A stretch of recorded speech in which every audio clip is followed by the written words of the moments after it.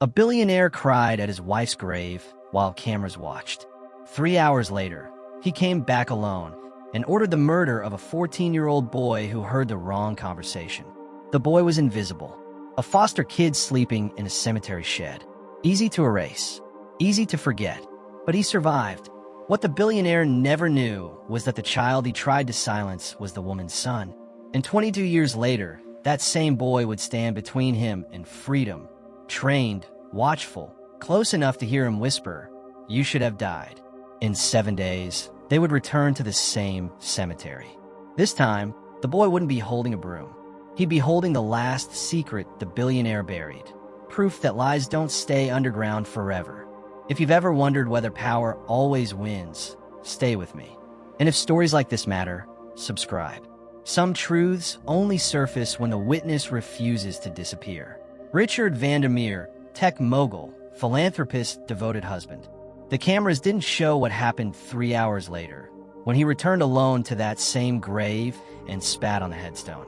They didn't capture him wiping his mouth with a handkerchief monogrammed with someone else's initials. And they certainly didn't see the 3 men he hired to kill the only witness to his wife's final words. A 14-year-old boy who swept the cemetery paths for food money. But the boy saw everything.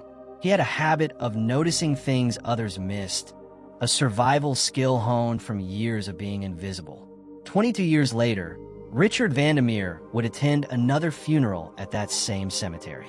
He'd arrive in his town car, flanked by security, and waiting by the gates would be a man in a perfectly tailored suit, now head of personal security for Vandermeer Industries.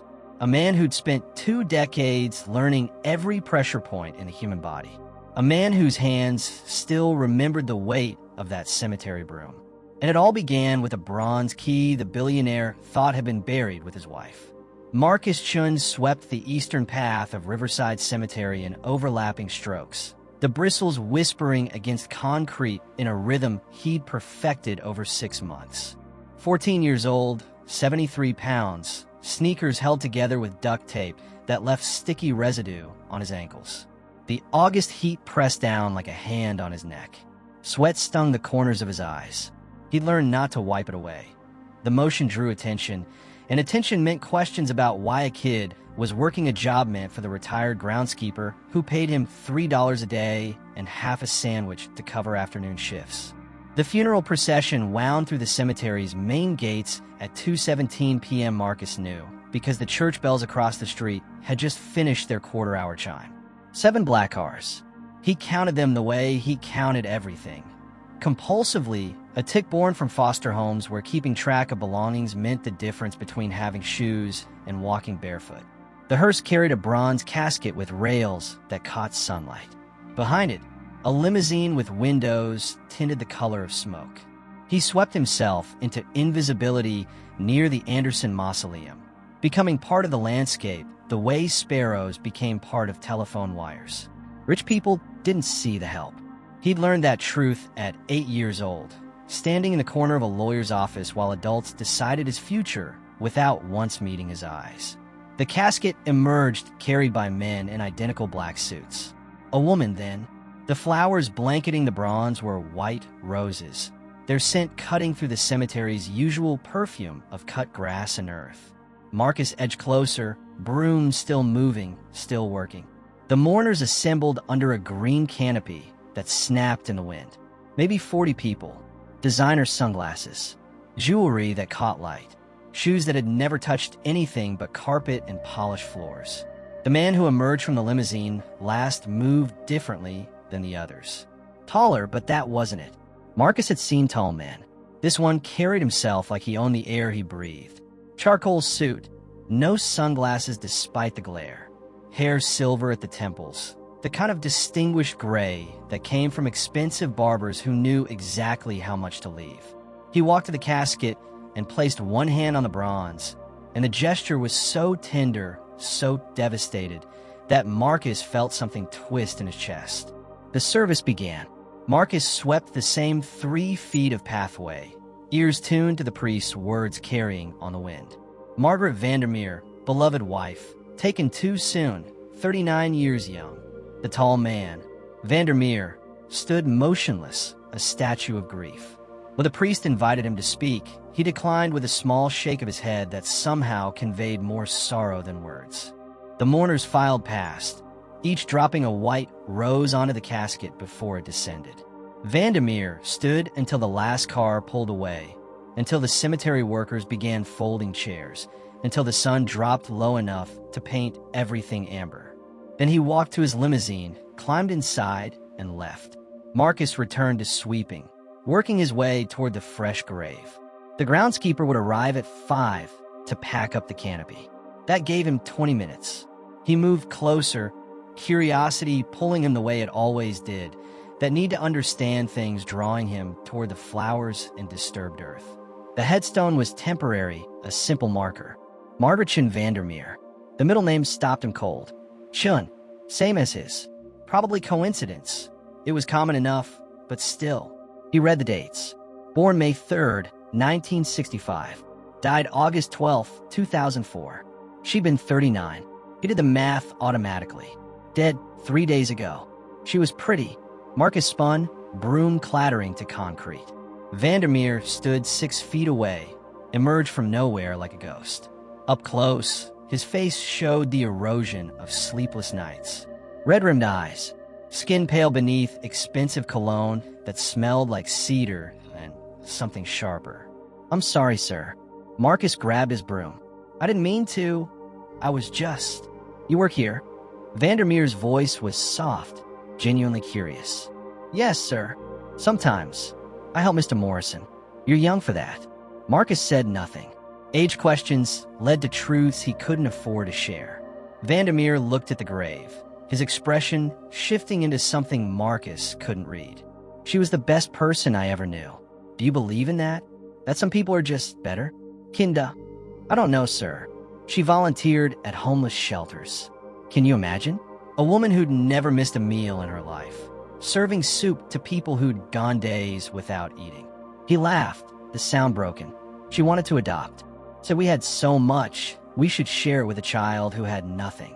Something in Marcus's chest squeezed tight. He gripped the broom handle. "I told her we had time." Vandermeer's voice dropped to barely a whisper. "We had all the time in the world for children, for charity, for everything she wanted to do. And now she's in the ground, and I have all the money in the world and nothing to spend it on that matters. I'm sorry for your loss, sir." Vandermeer looked at him, then really looked, and Marcus saw his own reflection in those red-rimmed eyes. Skinny kid with a too small shirt, face that revealed too much. He saw the moment Vandermeer's brain caught up with his grief, saw recognition flicker. This boy shouldn't be working, should be in school, should be somewhere safe. "What's your name?" "Marcus Chun, sir." Something crossed Vandermeer's face. "Chun, like her maiden name." "It's common, sir."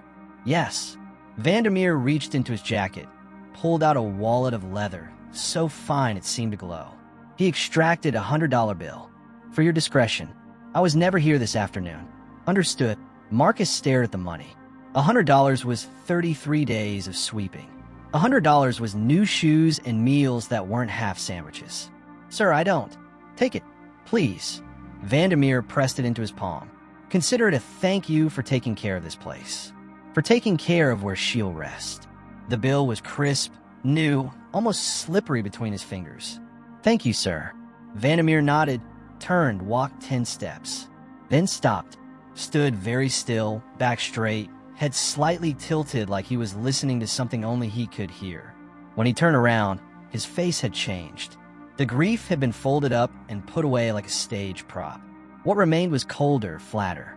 "Actually," Vandermeer said, voice different now, businesslike, "I'm going to need that back." Confusion spiked through Marcus. "Sir, the money. Give it back." Vandermeer walked toward him, hand outstretched. "I've changed my mind." Marcus handed it over, confusion curdling into unease. Something was wrong. The air had shifted, pressure dropping the way it did before storms. Vandermeer pocketed the bill. "How old are you, Marcus?" 14, sir." "Family?" "No, sir." "Foster system?" The truth stuck in his throat, but lying felt more dangerous. "Yes, sir." "Which home?" I'm between placements, sir." "So you're living where?" "Here." Vandermeer, gestured at the cemetery. Marcus said nothing.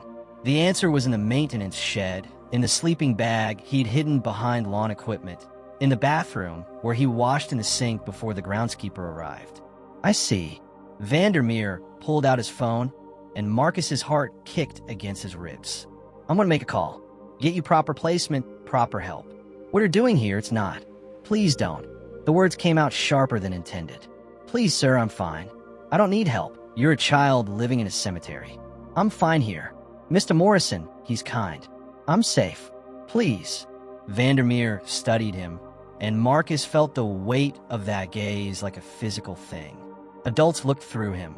This man looked into him, and what he saw there made his jaw tighten. Does anyone know you're here? Social workers? Anyone?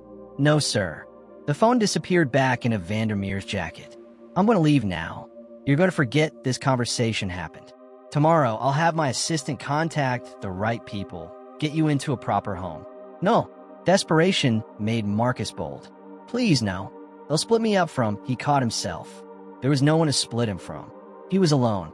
Had been alone since the Mortons returned him to the state 6 months ago, citing behavioral issues that boiled down to Marcus being too quiet, too watchful, too strange. Please, I'll disappear. You'll never see me again. Just don't call anyone. Something flickered across Vandermeer's face. Calculation. He glanced at the grave, at the dying light, at the cemetery spreading out in all directions. When he looked back at Marcus, his expression was smooth as glass. All right, I won't call anyone. Relief flooded through him.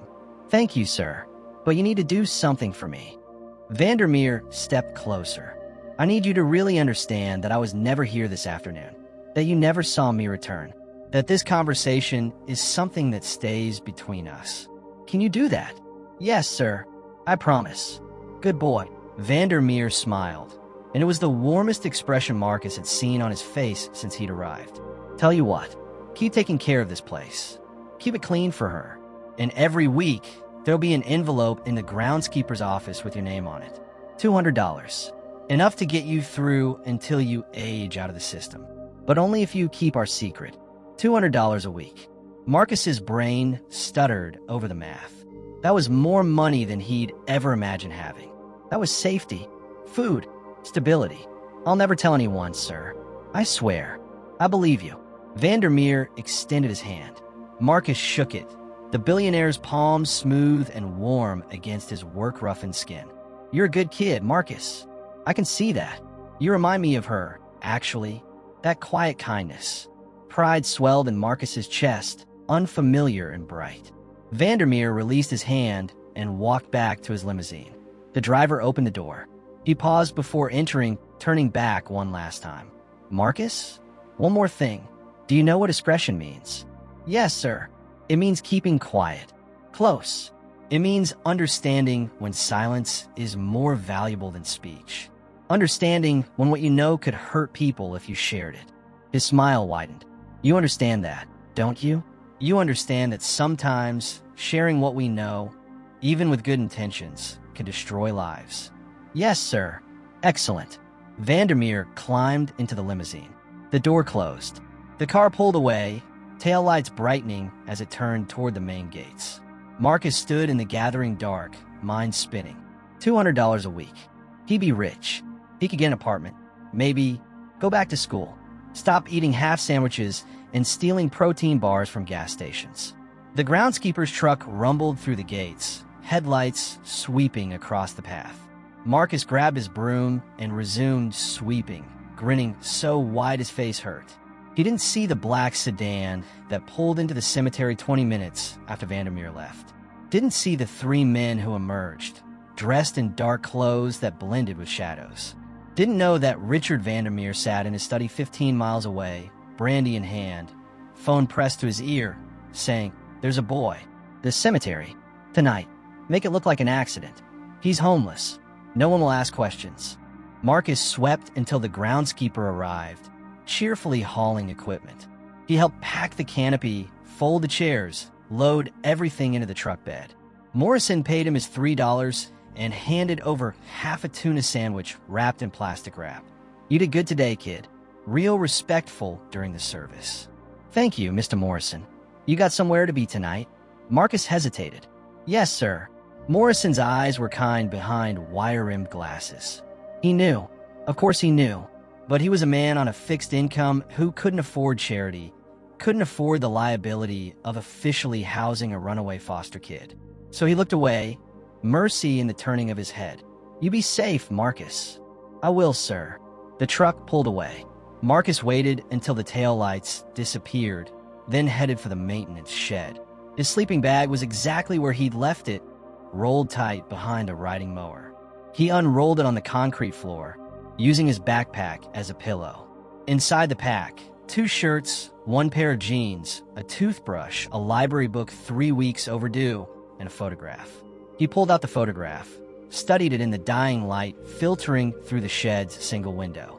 A woman with kind eyes and black hair holding a baby. On the back, written in fading blue ink, Margaret Shun, 1990. The photo had been his things when the state took him, the only possession that had survived 14 years of bouncing between homes. He'd never known if the woman was his mother, an aunt, a stranger. The baby could have been him, could have been anyone. Margaret Shun Vandermeer. Coincidence? Had to be. Shun was common. There were probably thousands of Margaret Shuns. But something nagged at him, a splinter of thought he couldn't quite grasp. He tucked the photo away, zipped the backpack, and settled into his sleeping bag. Through the window, stars appeared one by one. He counted them until sleep pulled him under. At 11:43 p.m., the shed door opened. Marcus woke to the scrape of metal on concrete, his body jerking upright before his brain fully engaged. 3 shapes filled the doorway, backlit by moonlight. Large shapes. Men. There he is, one said. Voice flat, professional. Marcus scrambled backward, sleeping bag tangling around his legs. I'm sorry, I didn't mean to. I'll leave. Relax, kid. The first man stepped inside. Shaved head, neck thick as Marcus's thigh. We're not here to hurt you. But the second man pulled the door, closed behind them, sealing out the moonlight, and the third man's hand went to his belt where something metal glinted. Terror flooded Marcus's nervous system, animal and absolute.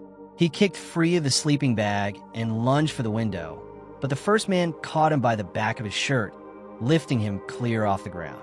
Marcus twisted, screamed, kicked backward. His heel connected with something soft. The man grunted, grip loosening. Marcus dropped, rolled, scrambled toward the riding mower. His hand closed around something metal, a wrench, heavy and cold. He swung in a wild arc. It connected with bone, the impact shuddering up his arm. Someone cursed.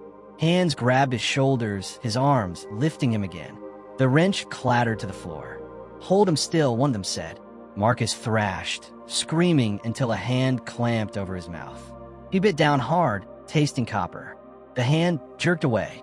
Little shit drew blood. Just do it. Make it quick. Something cold pressed against Marcus's neck. A blade. He went very still, breath coming in short gasps through his nose. His heart hammered so hard he thought his ribs might crack. Please, he whispered. Please, I don't have anything. Please. Sorry, kid. The voice was almost gentle. Wrong place, wrong time. The blade pressed harder, and Marcus felt the sting of breaking skin. Heat trickled down his collarbone. This was it. 14 years old, and he was going to die in a cemetery shed, and no one would know. No one would care. He'd just be another dead foster kid, another file that got closed without ceremony. Then light exploded through the window.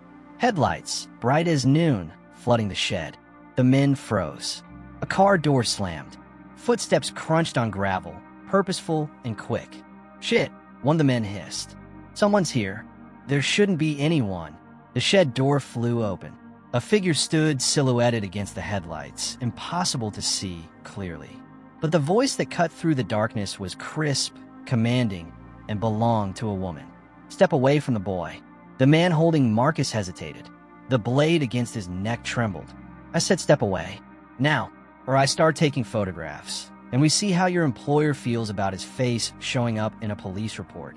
The blade disappeared. The hands released him. Marcus collapsed to his knees, gasping. Out. All 3 of you. Now. The men filed past the woman, faces averted. She stepped aside to let them pass, and Marcus caught a glimpse of her in the headlights, tall, slim, dark hair pulled back severely, wearing a black coat and holding a camera with a lens the size of a thermos. A car engine started. Tires crunched gravel, then faded into the distance. The woman lowered her camera and looked at Marcus. Her face was sharp angles and shadows, expression unreadable. "Are you hurt?" He touched his neck. His fingers came away dark. "I don't think so. Just a cut." "Let me see." She crossed to him, movements efficient, and tilted his chin up to catch the light. "Superficial. You'll live." She released him, stepped back. "What's your name?" "Marcus Chun." Something flickered in her eyes. "Chun." "Yes, ma'am. You're the boy from this afternoon. The one who swept during Margaret Vandermeer's funeral." He nodded, unease prickling down his spine. "How did you?" "I was there, in the back. I saw you talking to Richard Vandermeer." She studied him with an intensity that made him want to look away. "What did he say to you?" Nothing. Just I should take care of the cemetery." And then he came back, after everyone left. "Talk to you again." It wasn't a question. Marcus swallowed hard, tasting copper from where he'd bitten his cheek. "I can't." He said it was private. "I promised." He also sent 3 men to kill you. I'd say that voids any promise you made. The words didn't make sense. "Why would he?" "I didn't do anything. I am nobody. You're a witness." She pulled something from her coat pocket, a small recording device. "I need you to tell me everything he said, word for word. Can you do that?" Marcus stared at the recorder. His hands were shaking, adrenaline crashing through him in waves. "Who are you?" "Someone who's been investigating Richard Vandermeer for 2 years.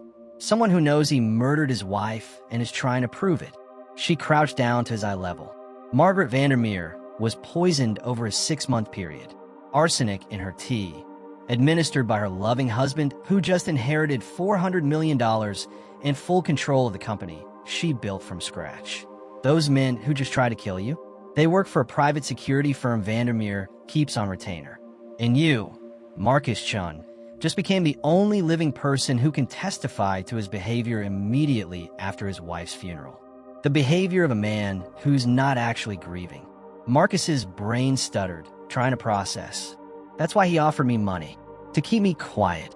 And when he realized money might not be enough, when he realized you'd seen something in him, some crack in the mask, he decided dead was safer than paid off.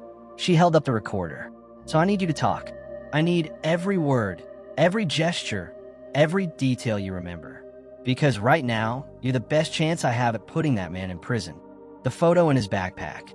Margaret Chun, 1990. The coincidence that had nagged at him. Was she? His voice cracked. He tried again. Margaret Vandermeer. Before she married him, did she volunteer anywhere? Shelters, maybe? The woman's expression shifted, surprise bleeding through her professional mask.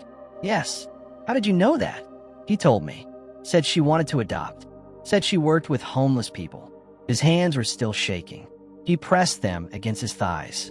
"I have a photo from when I was a baby. It says Margaret Chun on the back." The woman went very still. "Show me." He pulled out his backpack, fumbling with the zipper. The photo emerged, bent at one corner but otherwise intact. He handed it over. She studied it under the headlights, and Marcus watched her face transform. Shock, recognition, then something fierce and bright that might have been hope. "This is her," she whispered. "This is Margaret. Younger, but it's definitely her." She looked at him, really looked at him, and he saw her brain working, making connections, assembling pieces. "How old are you?" 14. "When's your birthday?" "May 15th, 1990. "At least, that's what my file says." The woman's hand went to her mouth.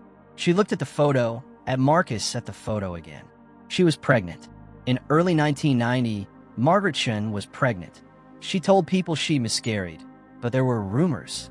She trailed off, eyes shining. "You're her son. You're Margaret Vandermeer's son." The shed seemed to tilt sideways. "That's impossible. She gave you up. Had to, probably. 16 years old, from a traditional family who would have disowned her. No support system. So she gave you up and told everyone the baby died." The woman's voice was soft now, almost reverent.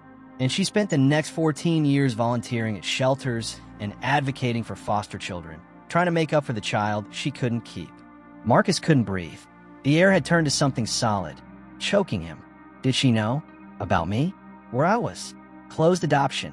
She wouldn't have been allowed to know. The woman handed the photo back carefully, like it was made of glass. But she looked. I'd bet everything I own she spent 14 years looking, hoping she'd somehow recognize you if your paths crossed. The funeral, the casket covered in white roses.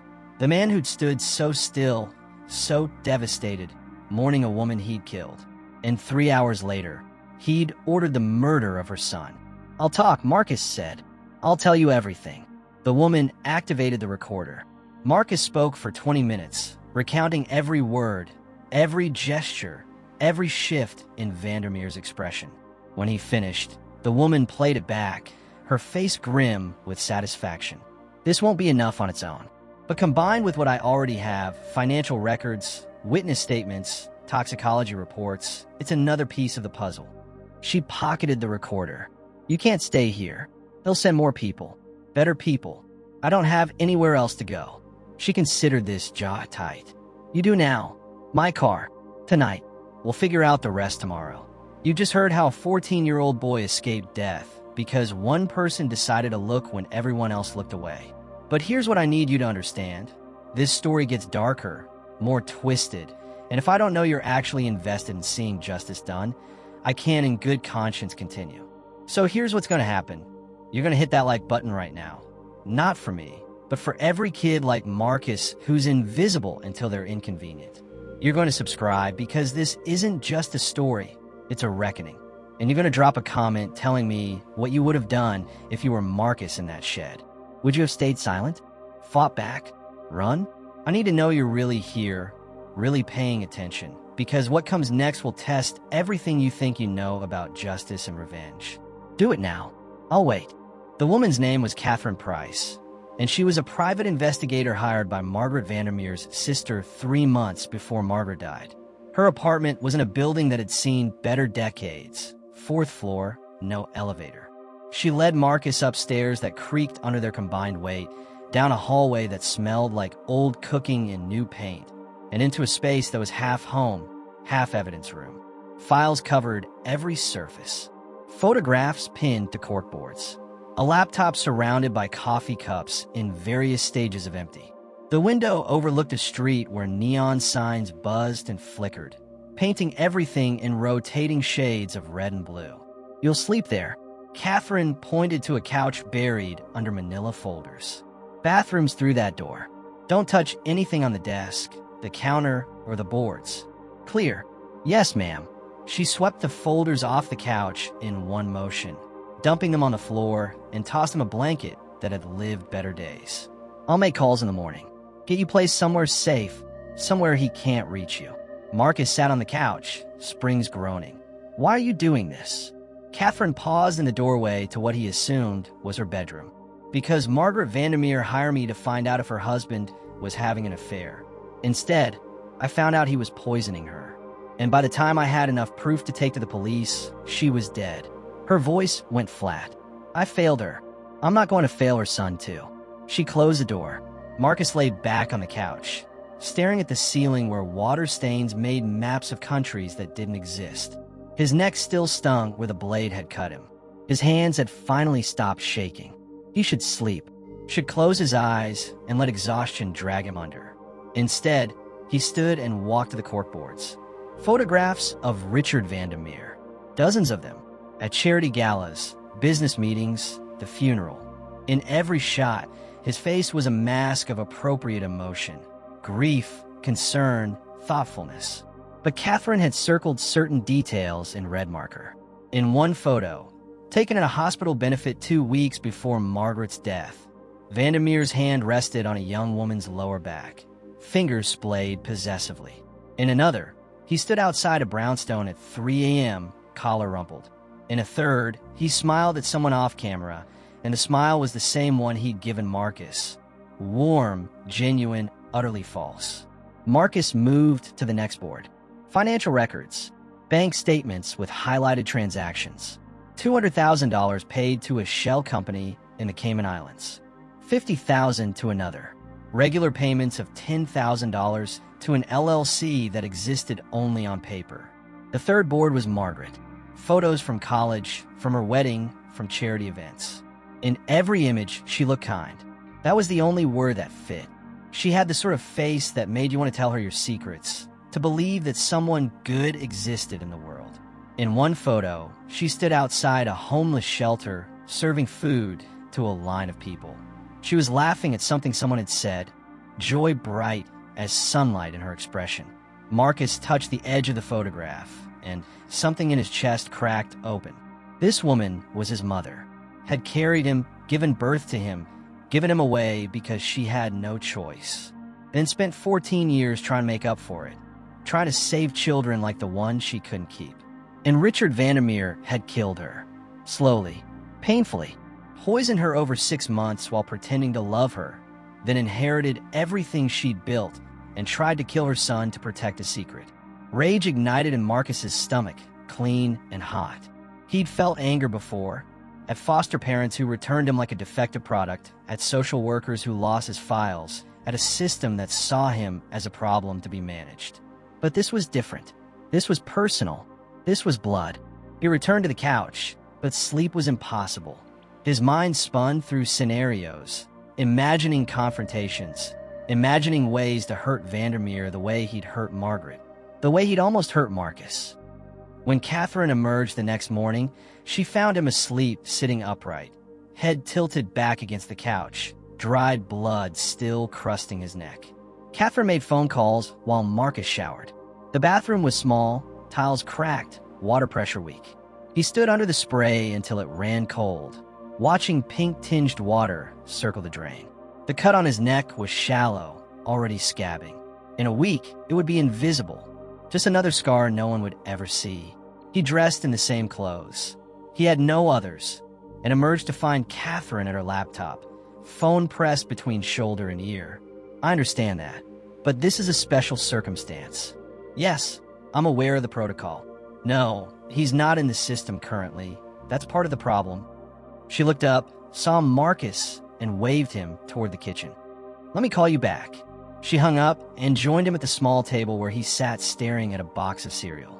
So here's the situation. The state won't take you back without a full investigation into why you left your last placement. That investigation takes time. During that time, you'd be in emergency housing, which is basically a holding facility for kids awaiting placement. How long? Could be days. Could be months. She poured cereal into a bowl, added milk, pushed it toward him. Eat. He picked up a spoon. The cereal tasted like cardboard, but he was hungry enough that it didn't matter. What's the alternative? You stay here. Temporarily. Off the books. I got a lawyer friend who owes me a favor. He'll start paperwork to make it official, get you enrolled in school, but that takes time too. Why would you do that? Catherine sat across from him, cradling black coffee. Because you're evidence. You're a witness to Vandermeer's state of mind hours after his wife's funeral. And more importantly, your leverage. If I can prove you're Margaret's biological son, that you have a legitimate claim to her estate, Vandermeer's entire inheritance becomes contestable. I don't want his money. No, but he doesn't know that. And the threat of losing it might make him sloppy. Might make him show his hand. She leaned forward. Here's what I'm offering, Marcus. You stay here. You help me build this case. And when we take him down, not if, when you get to watch him lose everything. Sound fair? It sounded like the best offer he'd ever received. What do I have to do? Tell me everything you remember about Margaret Chun. Any stories people told you, any details in your foster files, anything. We need to establish the connection between you and her, prove biological relation. I've already contacted a lab. We'll compare your DNA to a sample from her hairbrush. Results in a week. And if it matches, then you become Richard Vandermeer's worst nightmare. A living, breathing reminder of the woman he killed. A threat to everything he built on her grave. Catherine's smile was sharp as broken glass. And we destroy him. The DNA test came back positive. 99.7% certainty that Marcus Chun was the biological son of Margaret Chun Vandermeer. Catherine received the results on a Friday afternoon. and by Friday evening, she'd contacted 3 journalists, 2 lawyers, and Margaret's sister, Elizabeth. Elizabeth arrived at the apartment on Saturday morning. She was older than Margaret had been in the photos, mid-50s, with the same kind eyes and dark hair now threaded with silver. She stopped in the doorway when she saw Marcus, one hand flying to her mouth. "Oh my God," she whispered. "You look just like her." Marcus stood awkwardly, unsure what to do with his hands. "Ms. Chun, Elizabeth, please." She crossed him, hesitated, then pulled him into a hug that smelled like lavender and something that might have been grief. "She never stopped thinking about you. Every birthday, every Mother's Day, she'd go quiet. I asked her once if she regretted it, giving you up. She said regret wasn't the right word. She said it felt like half her heart was walking around out there somewhere, and she just hoped it was okay." The words cut deeper than a blade had. Marcus felt his throat close, eyes burning. Elizabeth released him, wiping her own eyes. "I tried to find you after she died. Hired Catherine to look, but closed adoptions, sealed records. We hit walls everywhere. He tried to kill me," Marcus said. "Vandermeer, the night of her funeral." Elizabeth's expression hardened. "I know. Catherine told me." She looked at the investigator. "Please tell me we have enough to bury him. We're close." The recording of Marcus's conversation with him establishes consciousness of guilt. The financial records show motive. The toxicology report shows method. But the DA wants more. Physical evidence. A witness to the actual poisoning. Something indisputable. There has to be something. Someone. Elizabeth paced the small space, agitation rolling off her. Margaret's assistant, maybe? The housekeeper? Both claim they never saw anything suspicious. And both received generous severance packages from Vandermeer after Margaret's death, which makes their testimony questionable. Catherine pulled up a file on her laptop. But there's one person we haven't talked to. Margaret's doctor, Dr. Rosen. He testified at the inquest. Said her death was from natural causes, sudden cardiac arrest, which is what arsenic poisoning can look like if you're not specifically testing for it. But I pulled Rosen's records. In the 2 months before Margaret died, she came in 4 times complaining of nausea, fatigue, numbness in her extremities. Classic arsenic symptoms. He treated her for stress and prescribed antacids. So he missed it, or he was paid to miss it. Catherine highlighted a transaction. 3 days after Margaret's funeral, Dr. Rosen paid off his medical school loans. All $200,000. Wire transfer from an offshore account.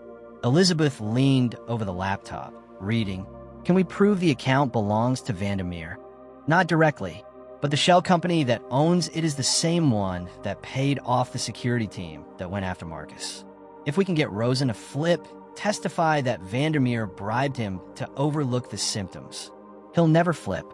He'd lose his license, face criminal charges, unless he has an incentive bigger than his fear." Catherine looked at Marcus. Unless someone Margaret loved asked him to do the right thing. Marcus understood. "You want me to talk to him? I want you to confront him. Remind him that his silence helped kill a woman who dedicated her life to helping people. Remind him that her son, the child she gave up and mourned for 14 years, is alive and knows what he did." Catherine's voice was steel wrapped in silk.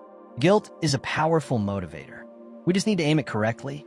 Dr. Rosen's office was in a medical building downtown, all glass and steel, and air conditioning that worked too well. Marcus sat in the waiting room between Catherine and Elizabeth, hands clenched in his lap. He'd practiced what to say. Catherine had coached him on delivery, on eye contact, on how to weaponize his resemblance to Margaret. "Just be yourself," she'd said. "Let him see what his silence costs." The receptionist called his name. They made the appointment under a fake identity, claiming Marcus needed a physical for school. Dr. Rosen appeared in the doorway, mid-60s, gray hair, reading glasses perched on his head. His smile was professional, practiced. "Marcus Chun." He consulted his clipboard. "Come on back." Marcus stood. Catherine and Elizabeth rose with him. Rosen's smile faltered. "I'm sorry. Policy is patients only in the exam room." "I'm his aunt," Elizabeth said smoothly. "Legal guardian. I'll need to be present." "And I'm his advocate," Catherine added, already moving forward. "Surely you can accommodate that, doctor." Rosen hesitated, then nodded. They followed him down a hallway lined with anatomical posters, into an exam room that smelled like disinfectant and the particular silence of medical spaces. Rosen gestured for Marcus to sit on the paper-covered table. Catherine and Elizabeth positioned themselves on either side, bracketing him. "So, Marcus." Rosen washed his hands at the small sink back to them. "What seems to be the problem today?" "I'm not sick, Dr. Rosen." Marcus kept his voice steady. "I'm here because you knew my mother." Rosen's hands stilled under the water. "I'm sorry. Margaret Vandermeer. She was your patient." Marcus pulled out the photograph, the one from his backpack, and held it up. "That's her, holding me, before she gave me up for adoption." Rosen turned slowly, water dripping from his hands. His face had gone pale. "I don't understand." "Yes, you do." Elizabeth's voice was cold enough to frost the air. "You were Margaret's physician for 8 years. You saw her dozens of times in the months before she died, and you missed every single symptom of arsenic poisoning." That's not." Rosen grabbed a paper towel, dried his hands with sharp, jerky movements. "Margaret died of cardiac arrest. The autopsy was clear. The autopsy tested for natural causes, not poison." Catherine pulled out a folder, extracted a document. But a private toxicology screen commissioned by Elizabeth Chun Vandermeer's estate found lethal levels of arsenic in tissue samples. Samples that should have been destroyed, but were preserved by a lab tech who thought something seemed off. Rosen's hand trembled as he took the document. He read it, and Marcus watched the color drain from his face completely. "Oh God," Rosen whispered. "Oh God, I didn't know. I swear I didn't know." "But you suspected." Catherine stepped closer. "You suspected, and when Richard Vandermeer offered you enough money to clear your debts, you convinced yourself you were wrong. He said she was just stressed. He said the symptoms would improve once she retired, once she slowed down. I believed him. You believed $200,000. Elizabeth's voice shook with rage. "You let my sister die because you wanted your student loans paid off. I didn't know." Rosen's eyes were wet now, desperate. "I swear to God, I thought I was helping. Margaret was so worried about the company, about disappointing people. Richard seemed so concerned, so devoted. I never imagined. But you know now." Marcus spoke quietly, and Rosen's attention snapped to him. "You know he killed her. You know he poisoned her for 6 months while you treated her for stress. And you know that if you stay quiet, he wins. He gets to keep everything he stole, everything she built." Rosen looked at him, and Marcus saw the moment recognition hit. Saw Rosen superimpose Margaret's features over his. Saw the resemblance click into place. "You're really her son?" DNA confirmed it. "I'm her biological child. The one she gave up in 1990. The one she spent 14 years trying to make up for by helping kids like me." Marcus slid off the exam table, stood at his full height. Still small, still skinny, but something in him had changed over the past weeks. Something had hardened. "She's dead because you chose money over the truth. But you get to choose again right now. You can testify. You can tell the DA what you knew, what you suspected, what Vandermeer paid you to ignore. Or you can stay quiet, keep your money, and live the rest of your life knowing you helped a murderer go free."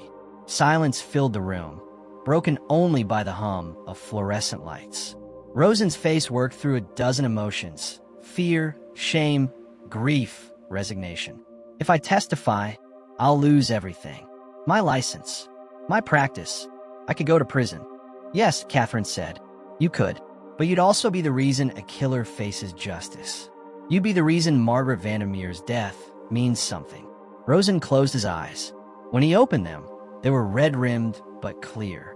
"What do you need me to do?" Dr. Rosen's testimony was devastating. He met with the DA on a Monday, with his own lawyer present, and laid out everything. The symptoms he'd ignored. The conversations with Vandermeer where Margaret's husband had gently, persistently redirected concern. The wire transfer that had appeared in his account 3 days after the funeral, with a memo line reading consulting fee. The DA convened a grand jury.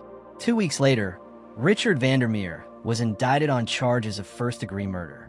Marcus watched the arrest on the news, sitting in Catherine's apartment with Elizabeth on one side and the investigator on the other.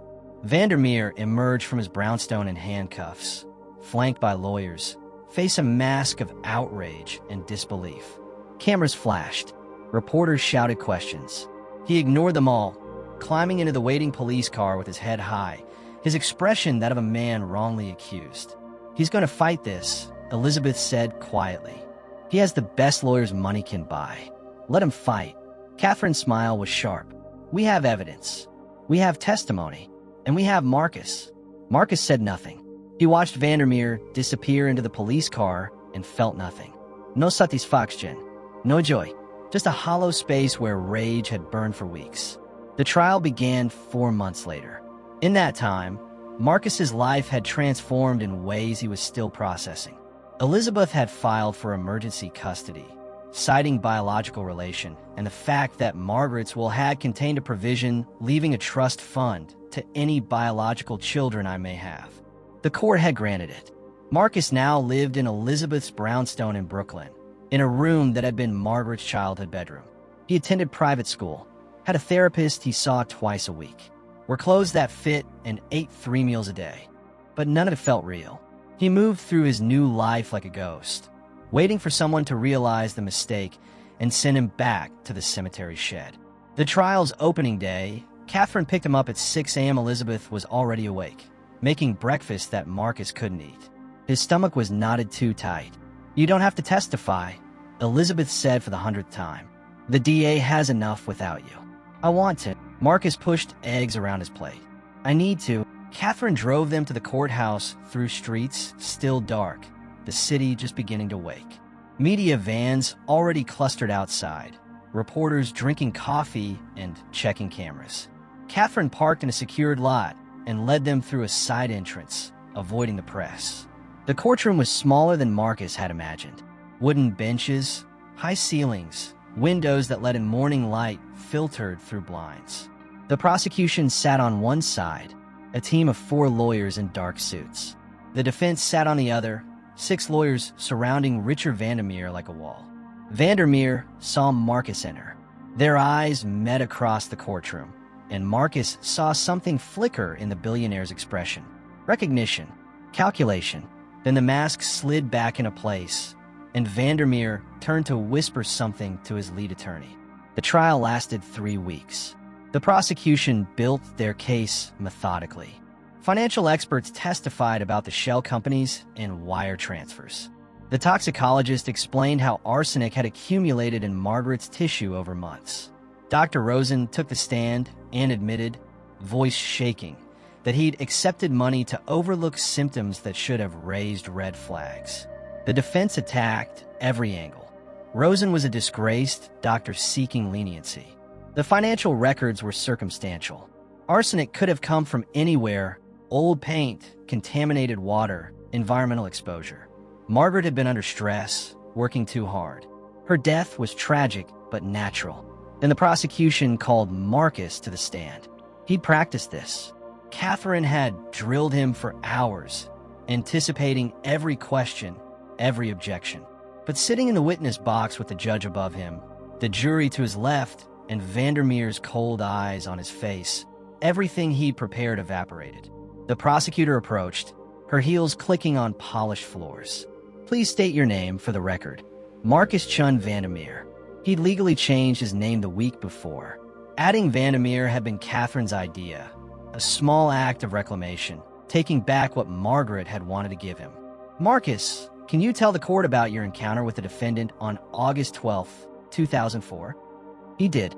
Told them about sweeping the cemetery, about Vandermeer's return, about the conversation. His voice stayed steady. He didn't look at Vandermeer. Kept his eyes on the prosecutor, on the jury, on anything else. And what happened after Mr. Vandermeer left the cemetery? Men came to the shed where I was sleeping. 3 of them. They tried to kill me. Murmurs rippled through the courtroom. The judge called for order. And were these men ever apprehended? No, but Ms. Price, Catherine Price, the investigator, identified them from security footage. They worked for a company that received payments from one of Mr. Vandermeer's shell corporations. The defense attorney objected. Hearsay. Speculation. The judge sustained some objections, overruled others. The prosecutor moved on. Why do you think the defendant wanted you dead, Marcus? Because I saw him. Not the public version. Not the grieving husband. I saw who he really was when no one else was watching. And he couldn't risk me telling anyone. Objection. Speculation. Overruled. The witness may answer. Marcus finally looked at Vandermeer. The billionaire stared back, expression neutral. He knew I'd tell someone. Eventually. Even if I didn't understand what I'd seen. So he tried to erase me. Like I didn't matter. Like my mother didn't matter. The defense attorney stood for cross-examination. He was older, silver-haired, with a voice like warm honey. Mr. Chun, you've had a difficult life, haven't you? Yes, sir. Foster homes, homelessness, living in a cemetery at age 14. That must have been traumatic. It was. And when you learned that Margaret Vandermeer was your biological mother, that must have been quite a shock. Yes, sir. A shock accompanied by the realization that you'd been deprived of a very comfortable life.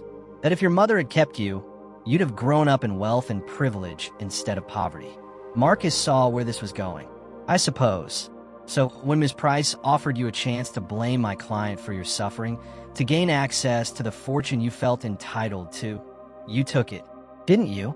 No, sir. No? You expect this jury to believe you have no interest in your mother's estate? No desire for the money that could have been yours? I didn't say that. I said I didn't lie.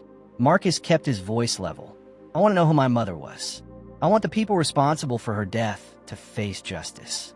If that means I inherit money, fine. If it doesn't, that's fine too. But I'm not going to let you put words in my mouth or pretend I'm here, because Ms. Price manipulated me. But she did find you very convenient, didn't she? A biological son, appearing right when she needed leverage against my client. She found me because your client tried to have me killed. If he'd left me alone, I'd still be sweeping that cemetery, and none of us would be here. The defense attorney smiled, but it didn't reach his eyes. No further questions. Marcus stepped down. His hands were shaking again. Elizabeth met him at the gate, pulling him into a hug. Catherine nodded approval. The trial continued. Character witnesses testified to Vandermeer's philanthropy, his business acumen, his devastation at Margaret's loss. The defense painted a picture of a man who'd loved deeply and been falsely accused by opportunists seeking his fortune. But the prosecution had one more card to play. On the final day of testimony, they called a witness not listed on the original docket. A young woman, mid-20s, who walked to the stand with her shoulders back and her chin high. She stated her name, Jennifer Corso, and her occupation, executive assistant at Vandermeer Industries. The prosecutor approached. Ms. Corso, how long have you worked for the defendant? 3 years. And what is the nature of your relationship with Mr. Vandermeer? Professional. I manage his schedule, coordinate meetings, handle correspondence. Is that all you do for him? Jennifer's jaw tightened. I also have a personal relationship with him. We've been involved for 18 months. The courtroom erupted. The judge called for order. Vandermeer leaned toward his attorney, whispering urgently. An affair? The prosecutor asked. Yes. When did this affair begin? March 2003. The prosecutor pulled out a calendar, marked with red X's. According to medical records, Margaret Vandermeer's first symptoms of arsenic poisoning appeared in February 2003.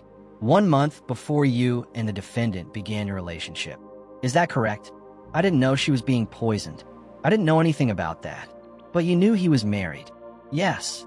And you knew his wife was dying. Jennifer's voice dropped. Yes. Did the defendant ever discuss his wife's condition with you? Sometimes. He said she was ill, that the doctors couldn't figure out what was wrong. He seemed upset about it. Upset or impatient. Objection. Sustained. Rephrase, counselor. The prosecutor tried again. What did the defendant say about his wife's illness?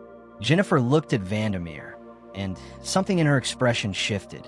He said it was a tragedy, that she was wasting away and there was nothing he could do. But then one night, after we'd been drinking, he said something else. The courtroom went silent. What did he say, Ms. Corso? He said Margaret was taking too long to die, that he'd been patient, but his patience was running out. Jennifer's voice shook. I thought he was just drunk, venting. I didn't know he meant it literally.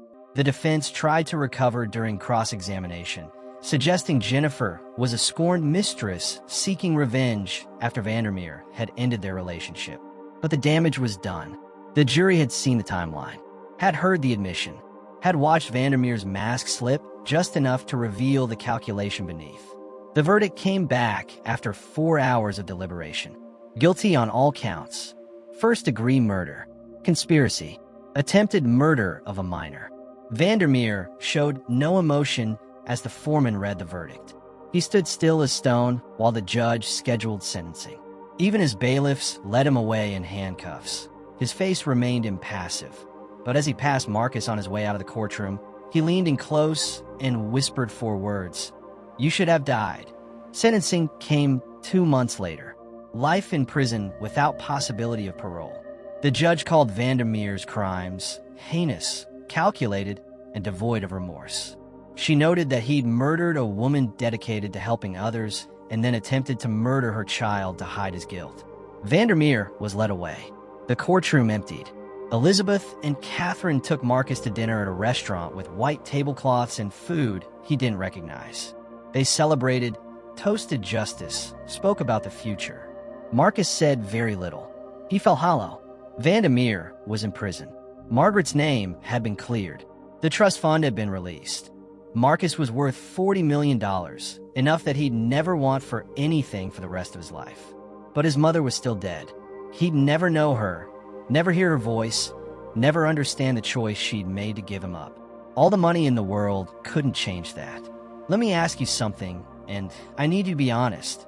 Are you still watching this for the drama, or are you actually feeling this? Because right here, right now, we're at the point where most people check out emotionally. They got their justice. They saw the villain lose.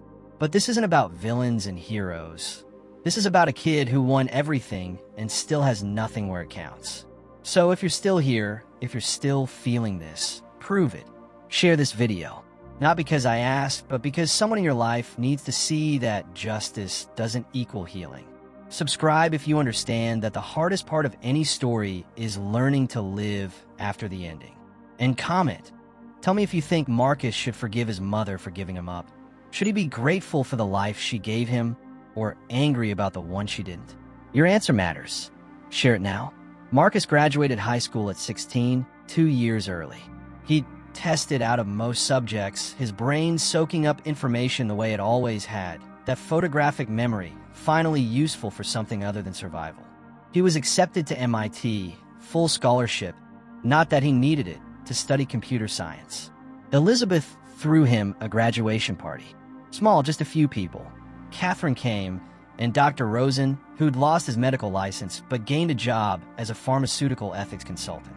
A few classmates Marcus had never really connected with, but who seemed nice enough. They ate cake, opened presents, made speeches about the future.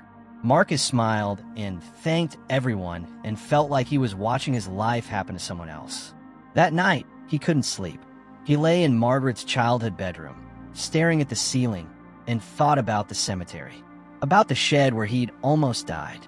About the version of himself who'd swept paths and counted stars and believed that $200 a week was enough to build a future on. He got up, dressed, and slipped out of the brownstone. Took the subway to Riverside Cemetery, arriving as dawn broke. The gates were locked, but he climbed the fence the way he had dozens of times as a kid. Dropped to the other side and walked the eastern path toward Margaret's grave. The temporary marker had been replaced by white marble. Margaret Chin Vandermeer, beloved sister, friend, mother. Elizabeth had added the last word without asking Marcus, but he didn't mind. It was true, even if they'd never met. He sat on the grass beside the headstone, knees pulled to his chest. The cemetery was silent except for birdsong and distant traffic. Peaceful. He understood why some people found comfort here. "I don't know how to do this," he said quietly. "Talk to you. I don't know if you can hear me, or if this is just me talking to dirt. But I'm going to try anyway." He took a breath, let out slowly. "Catherine says you look for me, that you spent 14 years hoping you'd recognize me if our paths crossed. I think about that a lot. Wonder if you ever came close. If you ever served me soup at a shelter, or passed me on the street. If some part of you knew." A breeze rustled through nearby trees, carrying the scent of cut grass. "I'm angry at you. I know I'm not supposed to be. Everyone says you were so kind, so good, that you did what you had to do. But I'm angry anyway, because you gave me up, and I spent 14 years being nobody's kid, being returned and forgotten and invisible. And you could have, his voice cracked, you could have kept me, could have fought for me, even if it was hard.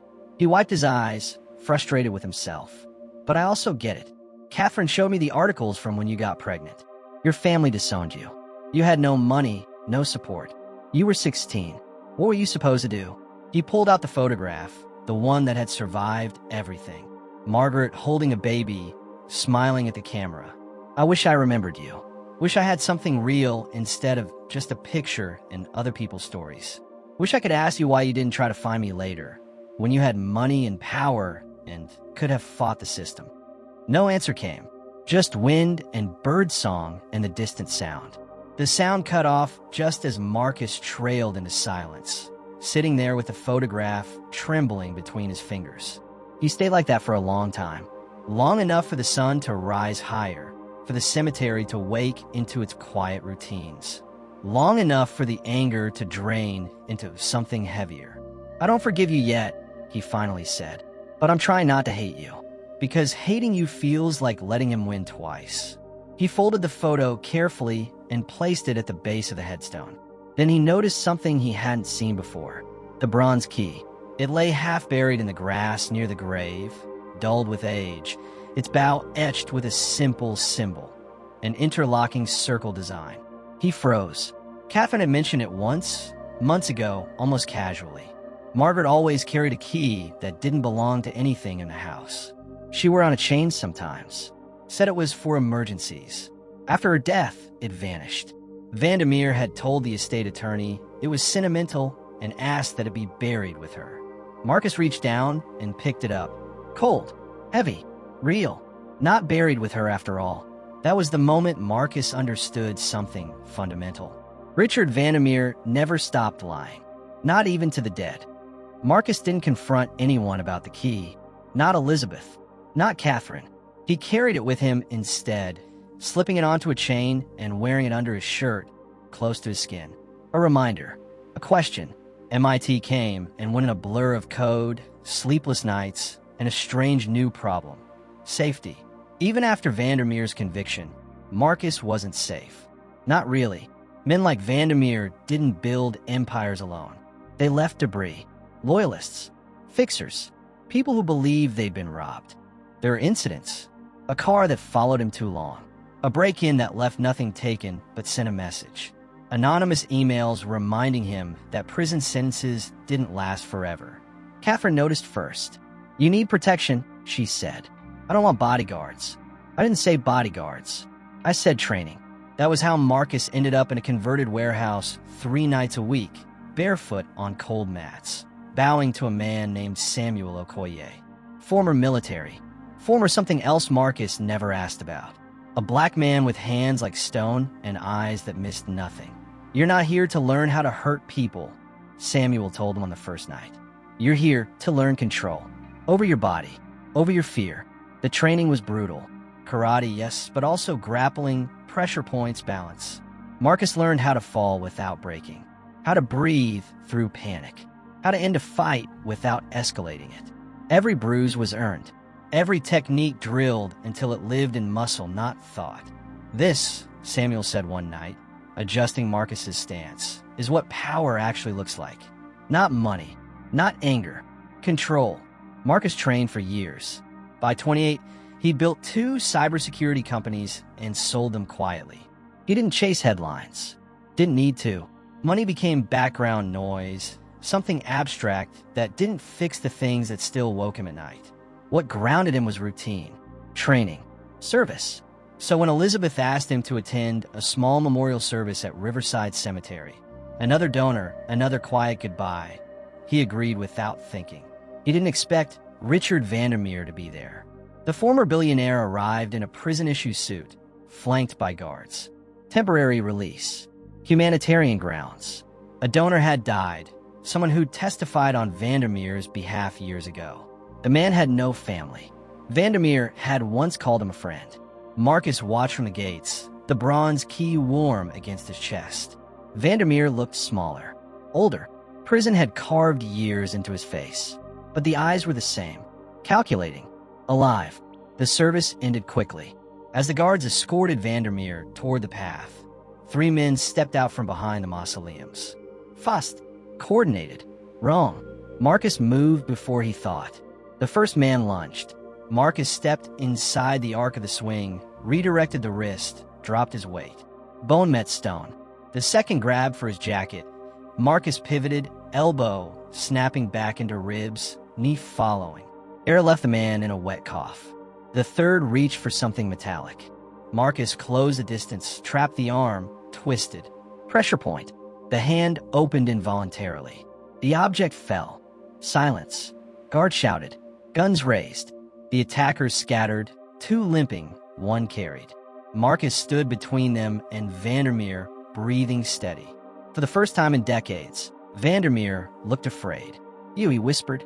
"You're supposed to be dead." Marcus finished calmly. They stared at each other. No crowd, no cameras, just the 2 of them and fresh earth. "I could let them finish it," Marcus said quietly. "Would be easy. No one would blame me." Vandermeer swallowed. "But my mother believed in something else." Marcus reached into his shirt and pulled out the bronze key. She believed people could choose differently.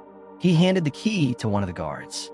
"Check the safety deposit boxes registered under Margaret Shun," Marcus said. "This opens one Vandermeer never declared."